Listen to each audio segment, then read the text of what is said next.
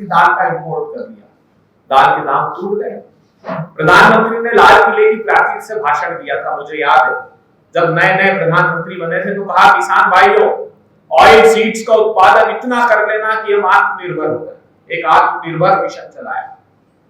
आप जानकर हतप्रभ रह जाएंगे कि बहुत अच्छा ऑयल सीड्स का उत्पादन किसानों ने किया, मगर 1,47,000 करोड़ रुपए का तेल इंपोर्ट हो रहा है।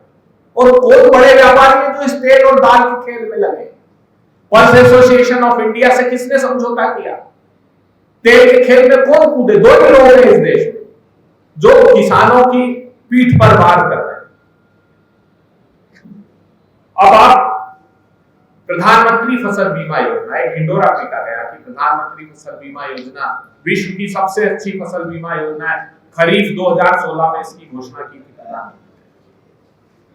आप जानकर आश्चर्यचकित रह जाएंगे कि वो जो प्रधानमंत्री फसल बीमा योजना है, निजी कंपनियों ने 64,000 करोड़ रुपए का मुनाफा कमाया है। तो ये प्राइवेट बीमा कंपनी मुनाफा योजना बंद कर देगी।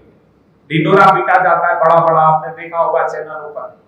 भारतीय जनता पार्टी के प्रवक्ता कहते हैं कि कृषि का बजट इतना बढ़ा दिया। Parliamentary standing committee on agriculture ने कहा है कि बीते 5 सालों में 1 लाख करोड़ रुपया सरेंडर कर दिया, खर्च ही नहीं किया। एक और ढिंडोरा पीटा गया कि हम एक ऐसी स्कीम ला रहे हैं, पीएम कुसुम योजना, जिससे जो डीजल के कृषि पंप हैं, जो बिजली की परेशानी किसानों को होती है, तो हम इनपुट कॉस्ट कम कर देंगे और किसानों की परेशानियां दूर हो जाएंगी।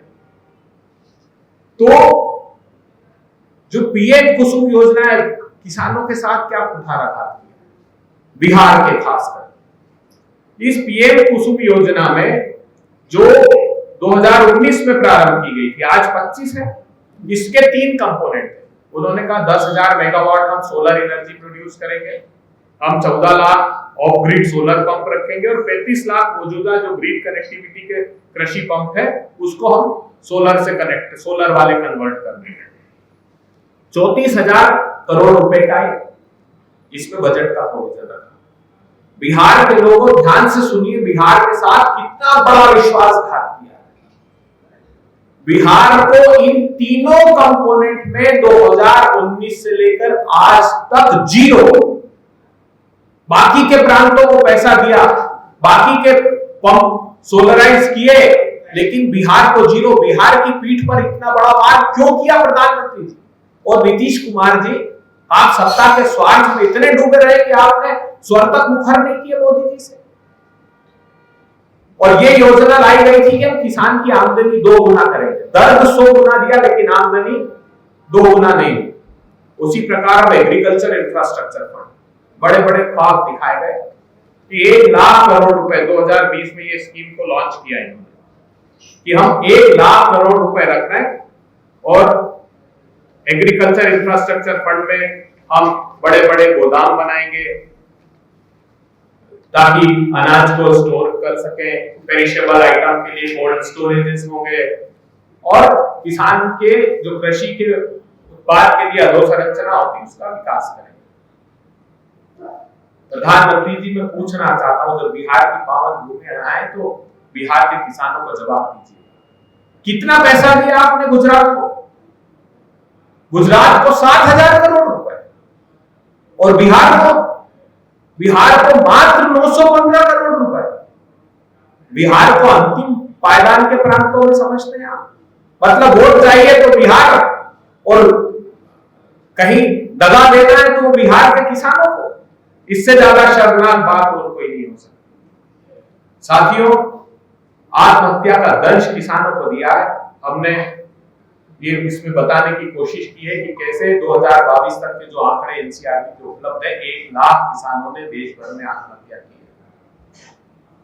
मोदी सरकार ने, कहते हैं ना, पूत के पांव पालने में दिख जाते हैं। और याद कीजिएगा, नीतीश कुमार जी ने एक शब्द इसके लिए आज तक नहीं बोला। 2014 में आए, सबसे पहला निर्णय क्या किया? सबसे पहला निर्णय ये लिया कि जो किसानों को 150 रुपए राज्य सरकारें बोनस दिया करती थी धान और चावल पर, वो बंद करा दिया आदेश देकर। मई में आए और जून में ऑर्डर जारी कर दिया। उसके बाद सुप्रीम कोर्ट में एफिडेविट दे दिया कि C2+50 नहीं देंगे क्योंकि बाजार डिस्टॉर्ट हो जाएगा। बाजार कौन? व्यापारी, धन्ना से। उसके बाद क्या किया? उसके बाद एक के बाद एक कृषि के क्रूर काले कानून लाए गए। उसके पहले 3 अध्यादेश लेकर आए जमीन को छीनने के किसानों की, आपने देखा होगा, जिसका खामियाजा आज बिहार के वो किसान भुगत रहे जो अडानी जी को के लिए जमीन जो इन लोगों ने कब्जा ली उनसे। उसके पश्चात काले क्रूर कानून लाए गए कृषि के लिए, जिसमें मंडियों को खत्म करने का एक नियोजित षड्यंत्र था, जो नीतीश जी कर चुके हैं पहले ही बिहार में।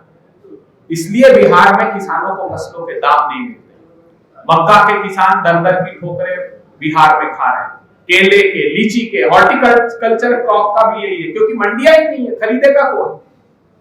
तो वो दर की ठोकरें खाते हैं। और पिछले साल तो 7,000 टाइम्स अधिक मक्का का इंपोर्ट किया ताकि दाम टूट जाए। तो बिहार के किसानों को दाम नहीं मिलते और दमन दोनों सरकारें करती है। दूसरा, हमारे ये प्रमुख तथ्यात्मक सवाल केंद्र और बिहार की सरकार के थे। इन तथ्यों से ये सिद्ध होता है कि बुनियादी रूप से बिहार के किसानों के खिलाफ नीतीश कुमार और नरेंद्र मोदी जी खड़े हैं। आपको अगर इन संदर्भों में कोई प्रश्न